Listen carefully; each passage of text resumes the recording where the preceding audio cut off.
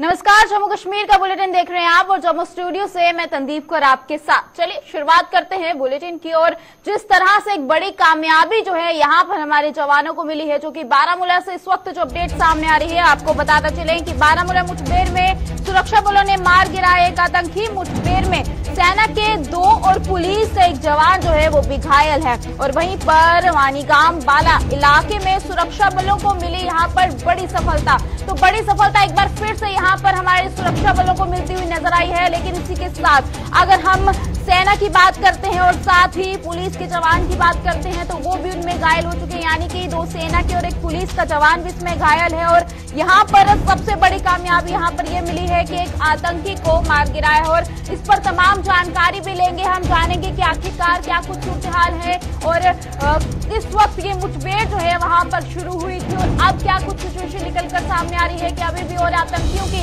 वहां पर छिपे होने की आशंकाएं जताई जा रही हैं। और जिस इलाके की अगर बात की जाए तो जहां पर ये मुठभेड़ हुई है और इन आतंकियों ने छिपने के लिए किसका सहारा जो है इस बार दिया है और लगातार हमारे जवान यहाँ पर जिस तरह से काम करते हुए नजर आ रहे हैं, ये जाहिर सी बात है लगातार जो है इनकी तरफ से जिस तरह से हमारी अगर बात की जाए तो आप सब जो है घर पर सुरक्षित हैं, तो इसे कहीं ना कहीं सारा श्रेय जो है इन्हीं को जाता है। लेकिन वहीं पर आपकी सिचुएशन जानना बहुत ज्यादा जरूरी है। सर्च अभियान जो है वो जारी है और किस तरह से इसकी जानकारी जो है वो मिली है और कब ये मुठभेड़ की शुरुआत जो है वहां पर हुई थी। और वहीं पर देखा जाए तो जिस तरह से यात्रा की अगर बात की जाए तो अमरनाथ यात्रा जो है एक बार फिर से रिज्यूम आज कर दी गई है। और उसके बाद इस तरह के लोगों में वहां पर डर फैलाने की, दहशत फैलाने की कोशिश जिस तरह से आतंकियों की तरफ से की जा रही है, इस पर तमाम नजर डालना बहुत ज्यादा जरूरी है। और लेकिन अब यहाँ पर साफ तौर पर अगर लोगों की बात की जाए तो वो भी कहीं ना कहीं समझ चुके हैं कि कौन जो है वो सही है और किस तरह से हमें किन से डरना चाहिए और किन का साथ जो है हमें देना चाहिए। बहुत ही बेहतरीन चीज यहाँ पर जो है ये भी नजर आती है। तो तमाम जानकारी के लिए थोड़ी समय में हमारे साथ हमारे संवाददाता जो है वो ज्वाइन करेंगे, उनसे तमाम जानकारी लेंगे कि अभी के क्या कुछ सूरत-ए-हाल है। तस्वीरें आपके समक्ष हैं और साफ तौर पर आपको बताते चले कि मुठभेड़ जो है बारामूला में हुई है, जहां पर सुरक्षा बलों ने एक आतंकी को जो है मार गिराया है। और वहीं पर वानीगाम बाला इलाके में सुरक्षा बलों को एक बड़ी सफलता जो है यहाँ पर हासिल होती हुई नजर आई है। लेकिन यहाँ पर ये भी जो है बात सामने आ रही है कि मुठभेड़ में सेना के 2 पुलिस के एक जवान जो है वो भी घायल हुआ है और इस वक्त उनकी क्या कुछ सिचुएशन है जिस पर नजर डालना भी बहुत ज्यादा जरूरी भी है।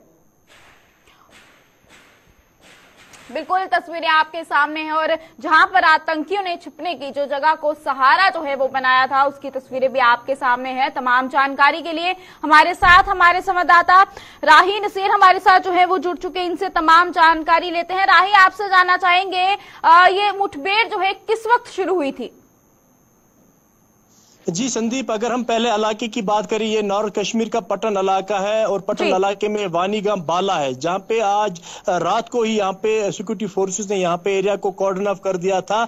और तकरीबन 3 बजे जब वहां पे सर्च ऑपरेशन चालू की गई थी तो उसी दौरान यहाँ पे गोलियों का तबादला शुरू हुआ। यानी कि हम ये कहेंगे रात को 3 बजे से लेकर तकरीबन 10:30 बजे तक दिन में यहाँ पे गोलियों का तबादला दोनों तरफ से जारी था, जिसमें अभी अभी यहाँ पे जो अब कंक्लूड हो चुका है। और यहाँ पे एक मिलिटेंट जो यहाँ पे मारे जाने की खबर आई है, जिसपे यहाँ पे बाकायदा तौर पुलिस ने भी ट्वीट कर दिया है। और इस दोनों जो यहाँ पे गोलियों का तबादला हो, इसके दौरान यहाँ पे 2 आर्मी के जवान और 1 पुलिस कॉप के इंजर्ड होने की भी खबर आई है, जिनकी कंडीशन सूटेबल बताई जाती है।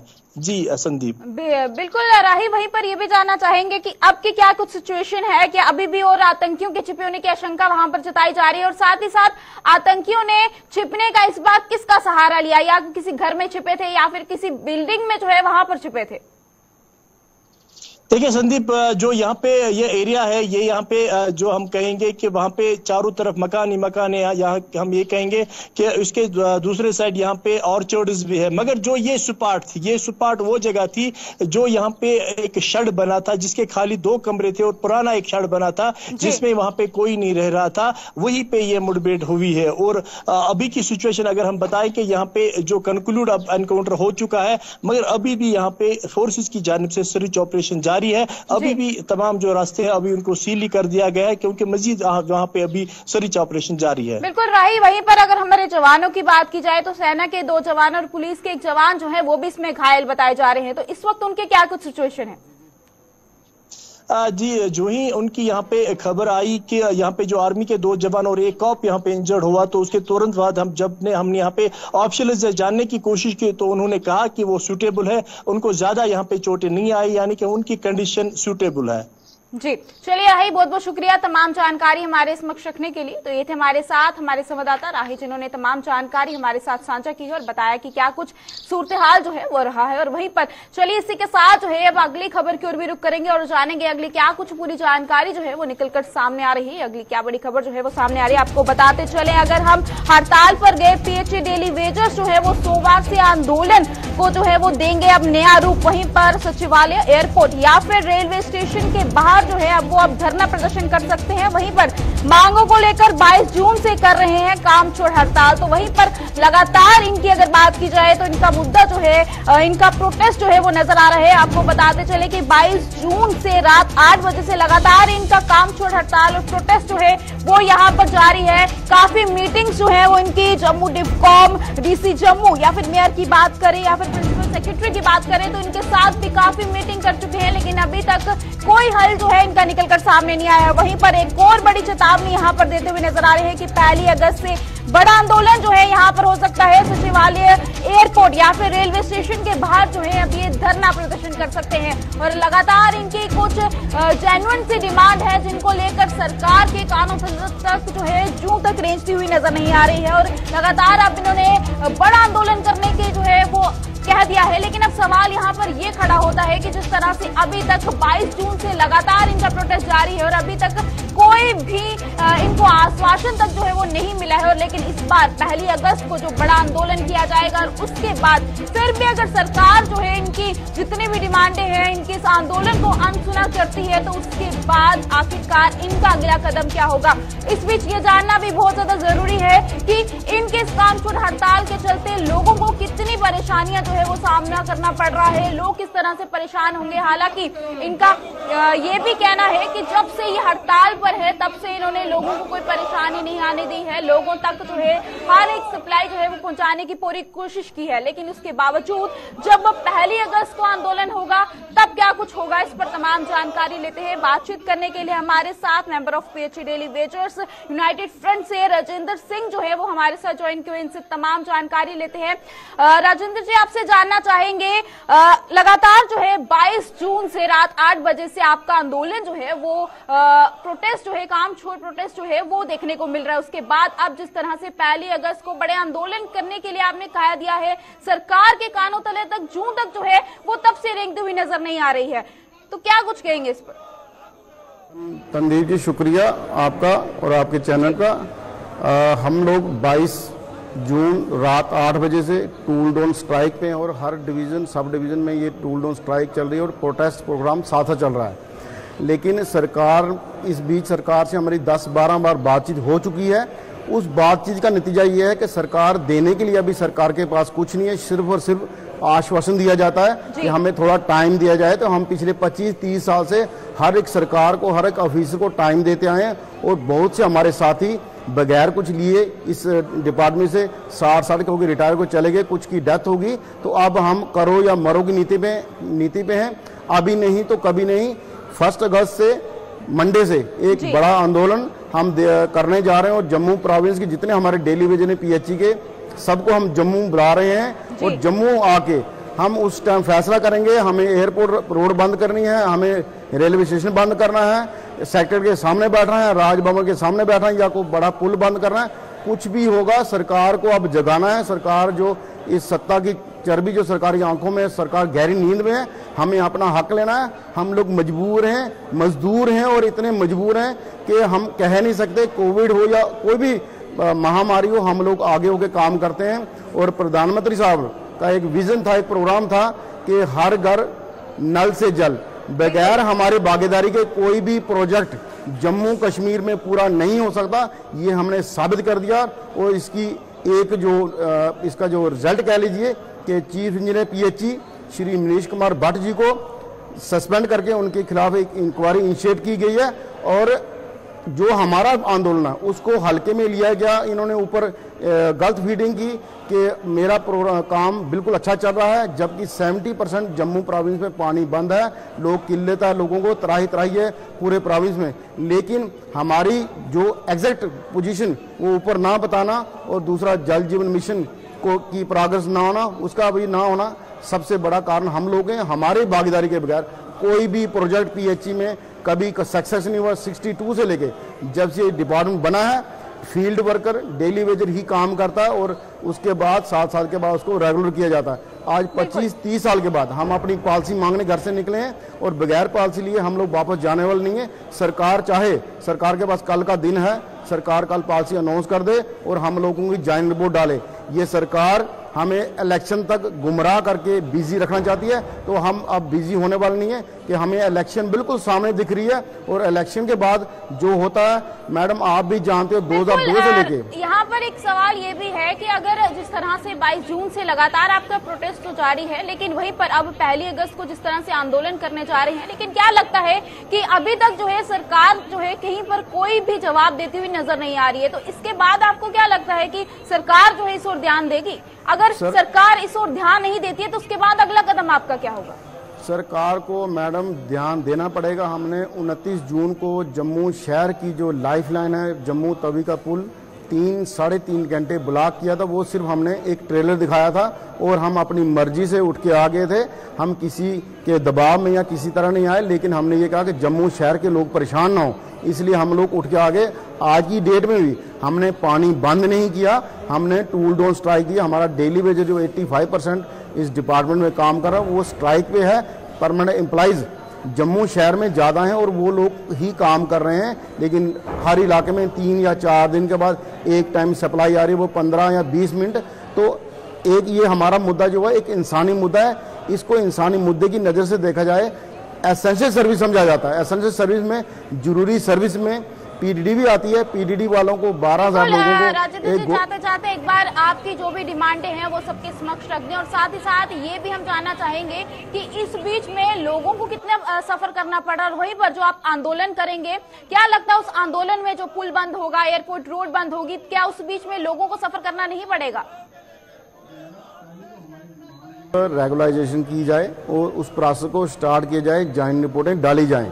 दूसरा हमारा 70 महीने का पेंडिंग है, और तीसरी जो डिमांड हमारी है वो है minimum wages act as per Delhi duty. चौथी डिमांड वो है जो हमारा साथी 15, 20, 25 साल इस डिपार्टमेंट में देते हुए उसकी डेथ हो गई सर्विस के दौरान, उसके परिवार के एक सदस्य को रेगुलर नौकरी दी जाए। और 5वीं डिमांड है जो हमारा साथी 25-30 साल इस डिपार्टमेंट को देके बगैर कुछ लिए चला गया, उसको कम से कम 10 या 15 लाख स्पेशल असिस्टेंट दी जाए, क्योंकि वो अपने परिवार को क्या शक्ल दिखाएगा। दूसरा सवाल आपका है कि जनता को तकलीफ होगी। जनता से हमने 5 महीने पहले ही हाथ जोड़ के माफी मांग ली थी। ये पहला प्रोटेस्ट हमारा 7 फरवरी से शुरू है। लगातार 15 दिन का टाइम देके हमने सरकार को चेताया था कि हमें मजबूर ना किया जाए, हम एक बड़े आंदोलन की तरफ जाएं। अब हम बड़े आंदोलन की तरफ जा रहे हैं, और मेरा आपके थ्रू जनता से भी ये है कि हमें माफ किया जाए। हमारे ही बच्चे हैं, हम पिछले 25-30 साल से इस शोषण का शिकार हो रहे हैं, और कोई भी सरकार आती है वो हमें गोल गोल घुमा के कभी इस बातचीत में एंगेज करके हमारा टाइम वेस्ट करने की कोशिश करती है। तो अब हम उस चीज में नहीं आने वाले, अभी नहीं तो कभी नहीं। हमारे साथियों ने ये प्लान बना लिया है, एक विश्वास उनको अभी होगा तो अभी ही होगा, अदरवाइज कभी नहीं होगा। जी चलिए राजेंद्र जी, बहुत बहुत शुक्रिया तमाम जानकारी जो है वो हमारे समक्ष रखने के लिए। उसी के साथ अगली खबर की ओर भी रुक कर चलते हैं और अब जानते हैं पुंछ में क्या कुछ सूरत हाल है, क्योंकि जिस तरह से पहला जत्था जो है वो वहां पर रवाना हो चुका है। जो अपडेट आपके साथ साझा कर दे, पुंछ में बाबा बुड्ढा अमरनाथ यात्रा की शुरुआत जो है वो हो चुकी है, और वहीं पर शिव भक्तों ने मंडी मंदिर में किए बाबा बुड्ढा अमरनाथ के दर्शन। वहीं पर दशनमी अखाड़ा पुंछ से रवाना किया गया पहला जत्था, और यात्रा के मद्देनजर पुंछ में चाक चौबंद की गई है सुरक्षा। और इस पर ये जानना बहुत ज्यादा जरूरी है, सुरक्षा के हवाले से अगर बात की जाए तो क्या कितनी सुरक्षा जो है वहां पर की गई है। वहीं पर अगर कोविड को भी साथ में इन्वॉल्व किया जाए तो कोविड के केसेस लगातार बढ़ते हुए नजर आ रहे हैं, और इस बीच कोविड को लेकर किस तरह से एहतियात वहां पर तमाम यात्री जो है वो बढ़ते हुए नजर आ रहे हैं और पहला जत्था जो है वो रवाना हो चुका है और पहले जत्थे में कितने लोग जो इसमें शामिल थे, तस्वीरें आपके सामने हैं, कुछ तस्वीरें भी सामने आई हैं, वो उस पर साफ तौर पर हम देख सकते हैं कि किस तरह से वहां पर खुशी जो है इन तमाम श्रद्धालुओं में जो है देखने को मिल रही है। और बड़ी बात यहाँ पर यह है कि पहले जत्थे में कितने लोग रवाना हुए, किस तरह से सुरक्षा जो है वहां पर चाक चौबंद की गई है और साथ ही साथ तमाम इतिहास किस तरह से वहां पर बढ़ते जा रहे हैं, लोग जो है इस चीज को लेकर समझ रहे हैं या नहीं, इन सब चीजों पर नजर डालना बहुत ही ज्यादा जरूरी है। क्योंकि थोड़ी समय में हमारे साथ हमारे संवाददाता ज्वाइन करेंगे और उनसे हम तमाम जानकारी लेंगे और साथ ही आपको ये भी बताते चले कि किस तरह से शिव भक्तों ने मंडी मंदिर में किए हैं बाबा बूढ़ा अमरनाथ के दर्शन जो है वो किए गए हैं। तस्वीरें आपके सामने किस तरह से लंबी कतारें जो है वहां पर नजर आ रही हैं। तो चलिए तमाम जानकारी लेते हैं। बातचीत करने के लिए हमारे साथ हमारे संवाददाता सनी शर्मा ज्वाइन कर चुके हैं, इनसे तमाम जानकारी लेंगे। सनी, आपसे जानना चाहेंगे पहला जत्था जिस तरह से जो रवाना हुआ, कितने यात्री जो है उससे पहले जत्थे में रवाना हुए हैं? मैं आपको ये बता दूं कि कल जब पहला 1000 यात्री जो है वो पहुंचे और उनमें से महिलाएं अगर बात करें तो 400 जो है 99 महिलाएं थी और पुरुष जो उसमें से 561 पुरुष थे। और जो है आज पूरा अमरनाथ में जो है बाबा चट्टानी के दर्शनों के लिए पहुंचे और 11 बजे बाबा चट्टानी के दर्शन कर वापस जम्मू के लिए जो है इन्हें रवाना कर दिया गया। जगह जगह पर इनके लिए जो है प्रशासन की तरफ से अगर कहें तो सिक्योरिटी के कड़े बंदोबस्त जो है वो पुलिस और फोर्सेज की तरफ से, प्रशासन की तरफ से कड़े बंदोबस्त जो है वो देखे जा रहे थे। जगह जगह पर लोगों की तरफ से स्टॉल जो है वो लगाए जा रहे थे। आज की बात करें तो आज भी जो आज जम्मू से यात्रा जो निकली है बाबा चट्टानी के दर्शनों के लिए, वो उसमें 900 बोलचा लोग जो है जम्मू से रवाना हुए हैं। उसमें जो पुरुष की बात करें तो 713 जो है वो पुरुष हैं और महिलाएं जो है।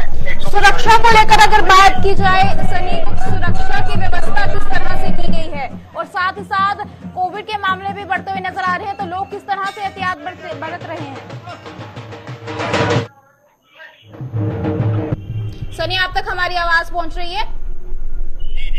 जी सनी, सुरक्षा को लेकर बात करेंगे, सुरक्षा का इंतजाम किस तरह से किया गया है और साथ ही जम्मू से लेकर पुंछ तक सुरक्षा के कड़े बंदोबस्त जो है वो किए गए हैं। पीपी से लेकर पुंछ तक जगह जगह पर देखा जा रहा है कि सेना के जो जवान हैं वो तैनात किए गए, आरटीबीपी के जवान जो हैं वो तैनात किए हैं, जम्मू कश्मीर पुलिस के जो जवान हैं वो तैनात किए गए हैं। सिक्योरिटी को लेकर जब हमने एसएसपी पुंछ से भी बात की तो उनका भी कहना था कि सिक्योरिटी के कड़े बंदोबस्त जो है बीजी से लेकर पुंछ तक जो है वो किए गए हैं और पुंछ से लेकर मंडी तक जो है भारतीय सेना जो है वो तैनात की गई है। कि अगर कोविड की बात करें तो जो भी यात्रीगण या लोकल हमारे पुंछ के लोग हैं उनसे प्रशासन की तरफ से भी पहले कह दिया गया था कि कोविड का आपको ध्यान रखना होगा। जो भी यात्रा में आएंगे वो मास्क पहनकर आएंगे। और मंडी में भी आज सुबह ये देखा गया, जितने भी यात्री मंडी में पहुंचे हुए थे उन्हें ये कह दिया गया था कि आप जब अंदर पहुंचते हैं तो आपको मास्क पहनना अनिवार्य होगा। जी चलिए सनी, बहुत बहुत शुक्रिया तमाम जानकारी हमारे समक्ष रखने के लिए। तो ये थे हमारे साथ हमारे संवाददाता सनी शर्मा जिन्होंने तमाम जानकारी हमारे समक्ष रखी। और इसी के साथ अगली खबर की ओर रुक कर चलते हैं और अब रुक करते हैं सांबा की ओर। सांबा से क्या कुछ जानकारी निकलकर सामने आ रही है और लगातार कोविड के मामले जो है बढ़ते हुए नजर आ रहे हैं। आपको बताते चले कि सांबा में भी प्रशासन के आदेश की सरेआम उड़ रही है धज्जियां और वहीं पर कोविड का प्रकोप बढ़ने के बावजूद जो है अब बेखबर जो है वो लोग हो चुके हैं और वहीं पर जिले में 60 से ज्यादा पहुंच चुके हैं। एक्टिव पॉजिटिव मामले की संख्या जो है वो लगातार बढ़ती हुई नजर आ रही है और सांबा में लगातार जो प्रशासन की तरफ से आदेश दिए गए हैं उसकी धज्जियां उड़ती हुई नजर आ रही है। यानी कि साफ तौर पर लोग जो है अब इस बात को समझने को तैयार नहीं है, क्योंकि जिस तरह से अगर मास्क की बात की जाए तो लगातार बढ़ते मामलों को देखते हुए मास्क जो है एक बार फिर से कंपलसरी कर दिया गया है, लेकिन लोग कहीं ना कहीं अब इस बात को समझने को तैयार नहीं है।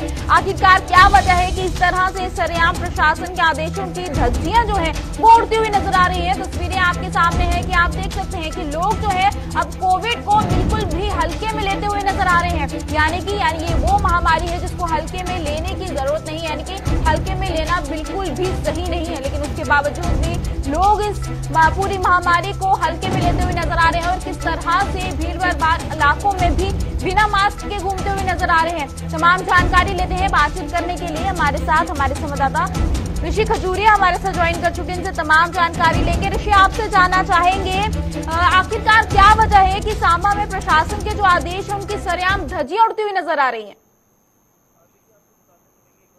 लग रहा है कि कोविड जो है वो पूरी तरह से पैर पसारता हुआ नजर आ रहा है और तमाम लोगों की बात करें तो कोई भी जो है वो मास्क पहने नजर नहीं आते।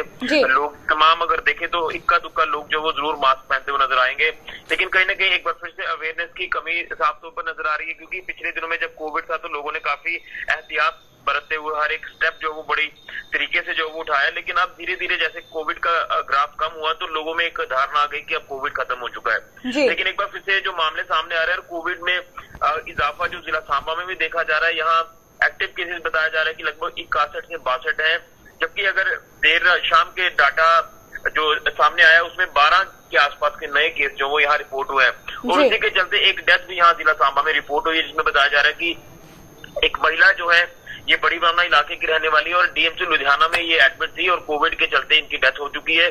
तो एक जो मौत का आंकड़ा है ये भी सामने आया है और लोग जो बिना मास्क के नजर आ रहे हैं। हालांकि जब हम भी कई पब्लिक प्लेसेस का रुख करते हैं तो एक धारणा सी बन गई है कि अब हमने मास्क नहीं पहनना है, लेकिन कोशिश करनी चाहिए कि इस तरह के जो एहतियातन तौर पर स्टेप्स है वो लेने चाहिए, जो भी प्रोटोकॉल्स उसको फॉलो करना चाहिए और अगर ऐसा रहा तो आने वाले दिनों में ये आंकड़ा बढ़ सकता है।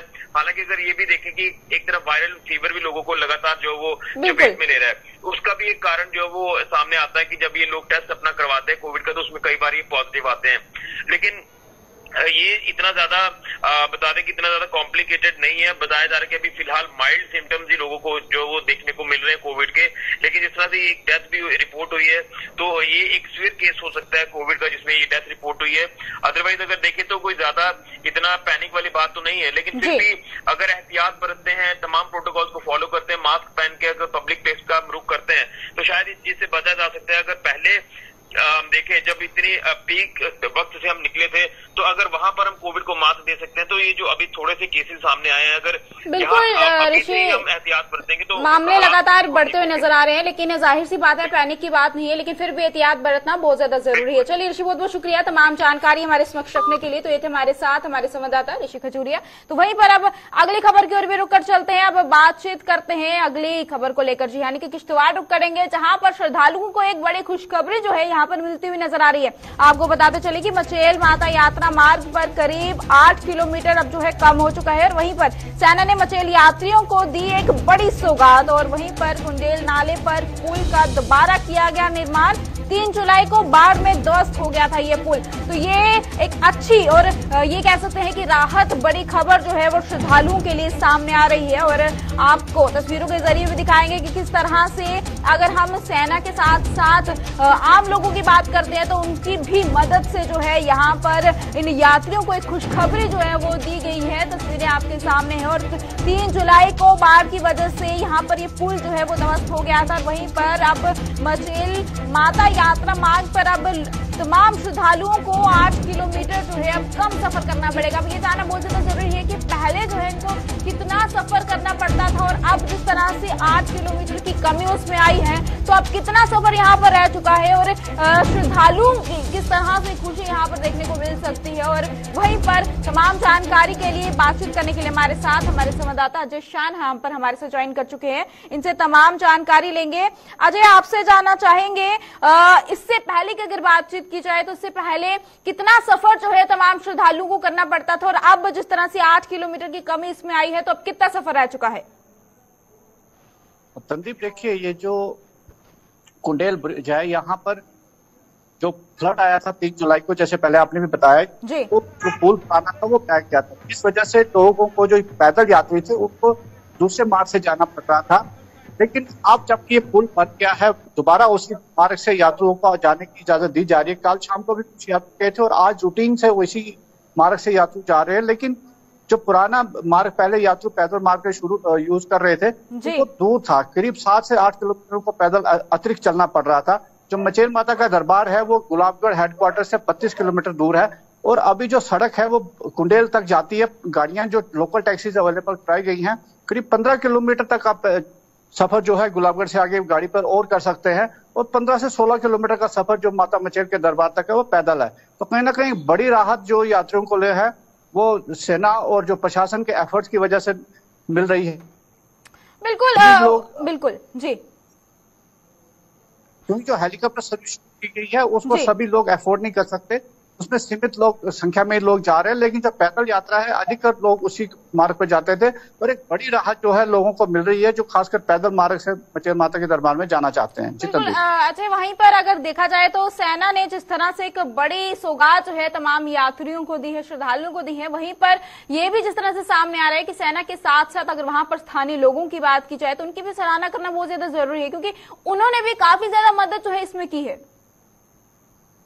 देखिए, जैसे ही 3 जुलाई को ये पुल बह गया था तो पहले से सरकार की योजना थी प्रशासन की कि एक नया पुल बने, लेकिन उसको मंजूरी नहीं मिली थी। फिर जिला प्रशासन ने सेना के साथ संपर्क किया और सेना भी एक्टिवेट होगी और एक जो बैले ब्रिज है वो बनाने पर सहमति बनी। लेकिन इसके लिए जो पिलर 2 बनने थे जिनको हम अबैंडमेंट कहते हैं, उनका निर्माण कार्य जो national highway infrastructure development corporation limited है उनके सहयोग से किया गया। जो स्थानीय प्रशासन था, जो लोकल लोग थे, वो भी काफी एफर्ट डाल रहे थे कि ये पुल जल्दी से तैयार हो। पहले इसके लिए डेडलाइन 20 जुलाई फिक्स की गई थी क्योंकि 25 जुलाई से यात्रा शुरू होनी थी, लेकिन मौसम खराब होने और कुछ स्थानीय परिस्थितियों के चलते इसमें देरी हुई और कहीं ना कहीं केवल देर शाम को ये पुल तैयार हो गया है और यात्रियों का आना जाना शुरू हो गया।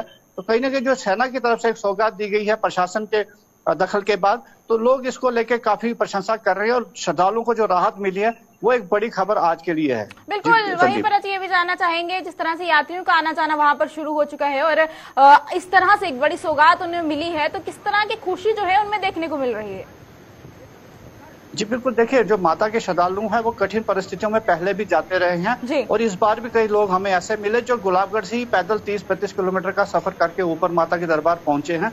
लेकिन उनका ये कहना था कि इस बार जो प्रशासन की तरफ से ये जो कदम उठाया गया है कि तुरंत से सारे काम निपटाए गए, जैसे चिशोती का पुल बह गया था उसको रिपेयर किया गया और अब सेना की मदद से ये पुल दोबारा बनाया गया है। तो कहीं ना कहीं कोविड और 2019 में जिस तरह से धारा 370 हटाने के बाद यात्रा बंद हो गई थी, 3 साल के अंतराल के बाद जो लोग वहां पर दर्शन करने पहुंच रहे हैं, तो उनका यही कहना है कि जो प्रशासन की तरफ से काम किया गया, सेना की तरफ से काम किया गया है, उसके चलते उनको बड़ी जो राहत नसीब हो रही है और काफी खुशियां जो श्रद्धालुओं में देखी जा रही है। खासकर जो स्थानीय लोग हैं, क्योंकि कई गाँव ऐसे थे काफी संपर्क कट गया था, वो भी दूर दराज के इलाके से अल्टरनेट मार्ग से बड़ी राहत यहाँ पर जो है तमाम यात्रियों को मिली है। चलिए, बहुत बहुत शुक्रिया तमाम जानकारी हमारे समक्ष रखने के लिए। तो ये थे हमारे साथ हमारे संवाददाता जशान, जिन्होंने तमाम जानकारी हमारे समक्ष रखी और तस्वीरें भी आपके सामने है कि किस तरह से खुशी की लहर वहां पर देखने को मिल रही है। यात्रियां जो है वो भी काफी ज्यादा यहाँ पर खुश नजर आ रहे हैं।